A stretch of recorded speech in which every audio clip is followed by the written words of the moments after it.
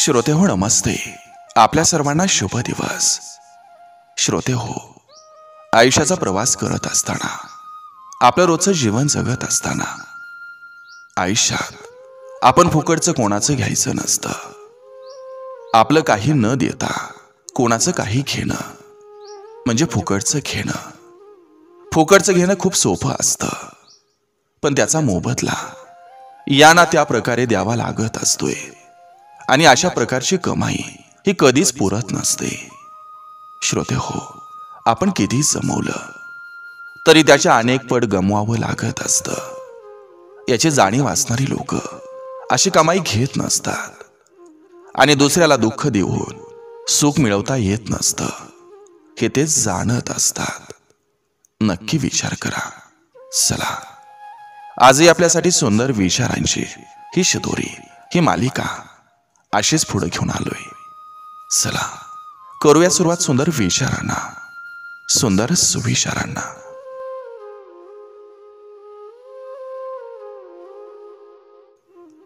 आशा लावून ठेवलेल्या माणसाकडून निराशा झाल्यावर माणूस हा खचत असतो.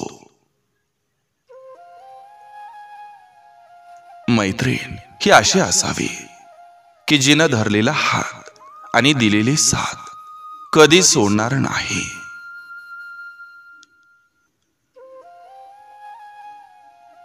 मनाविरुद्ध जे घडतंय ते आनंदानं स्वीकारणं खरंच अवघड असतं. दरवाजावर शुभ लाभ लिहून काहीच होत नसतं. विचार शुभ ठेवावे लागत असतात, तरच लाभ होत असतो. कोणी आवडणं हे प्रेम नाही, तर त्याच्याशिवाय दुसरं कोणीच न आवडणं हे खरं प्रेम असतं.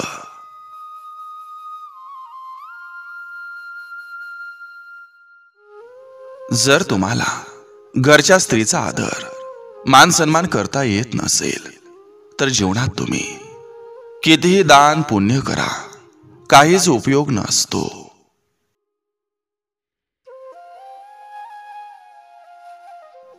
आयुष्यात त्याच व्यक्तीच्या मनाचा खेळ होतो ज्यानं स्वतःपेक्षा जास्त जीव हा समोरच्यावर लावलेला असतो.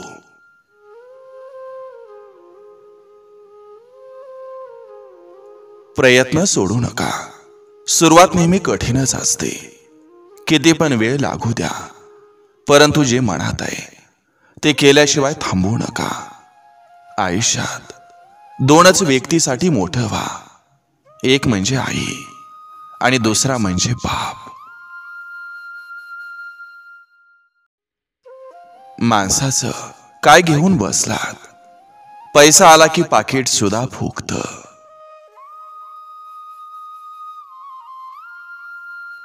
चार चौघात आई बापाची मान खाली झुकू नये असं लेकीनं जगावं.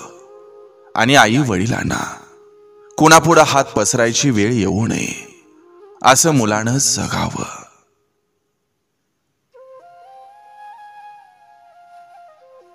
सुखात राहायला खर्च नसतो, पण सुखात आहे हे दाखवायला मात्र खूप खर्च होतो. जिथं भावना खऱ्या असतात तिथं राग खूप लवकर येतो आणि तितकाच लवकर तो निघून जातो. तुमचा मोठेपणाचा देखावा हा तुम्हाला एक दिवस कर्जबाजारी बनवत असतो. त्यामुळं आहे तसंच राहा.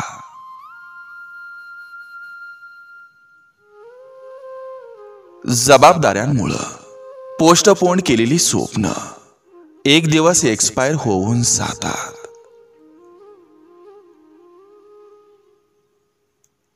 बापाचा हात उशाला असेपर्यंत आयुष्याला गादीची गरज पडत नसते.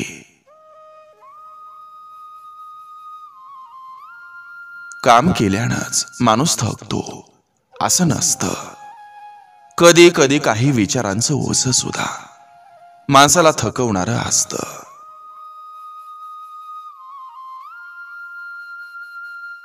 जन्मासोबत प्रवास सुरू होतो, सुरू केलेला प्रवास हा कुठं संपणार हे माहीत नसतं.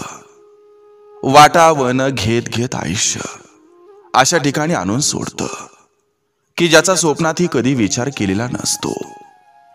क्षणाक्षणाला क्षण रंग बदलतो आणि आयुष्य कात टाकतं.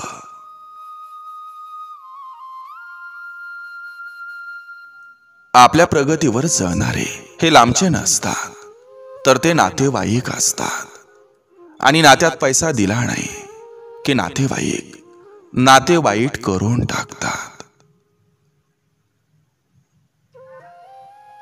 काही गोष्टी या आपल्या हातात नसतातच, तरी आपल्याला त्यांचं स्वागत करावं लागत असतं. नातं हे एवढं प्रेमानं निभवावं की आठवण काढताच मन भरून यावं. पुस्तक आणि आई बापाचं मार्गदर्शन आयुष्यात कधीही धोका देत नाही.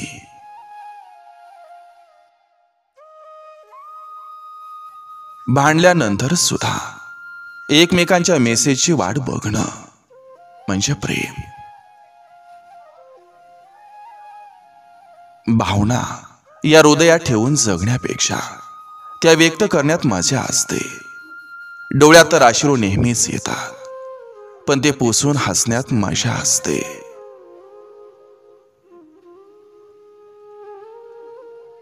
अनुभव म्हणजे काय हे तेव्हाच कळतं जेव्हा एखादी ठेच ही काळजाला लागते. कोणावर जास्त उपकार आणि कोणाला जास्त मदत कधीच करत बसू नका, कारण आजकाल परतफेड हा आपला तिरस्कार करून होते, पुरस्कार देऊन नाही.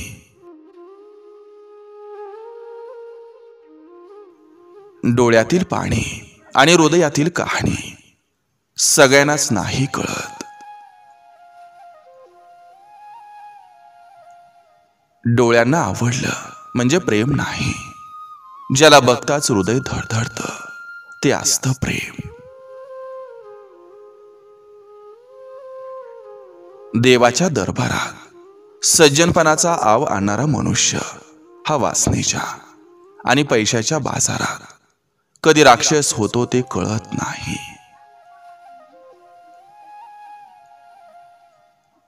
माणसानं जास्त उड्या मारू नयेत, कारण प्रभू श्रीरामांना रात्री राज्य भेटणार होतं, पण सकाळी वनवास भेटला. ते तर देव होते, आपण माणसं आहोत.